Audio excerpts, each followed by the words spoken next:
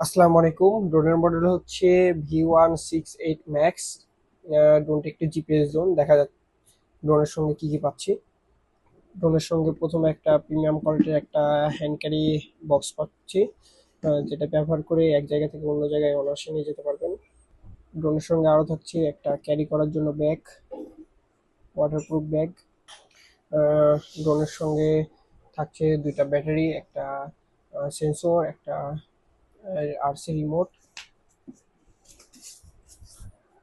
ড্রোনের সঙ্গে আরও থাকছে তিনটা মোবাইল পোর্ট, 8টা এক্সট্রা পপুলার, দুইটা ইউএসবি কেবল, একটা স্ক্রুড্রাইভার, একটা কার্ড রিডার এবং দুটা রিমোটের জয়স্টিক।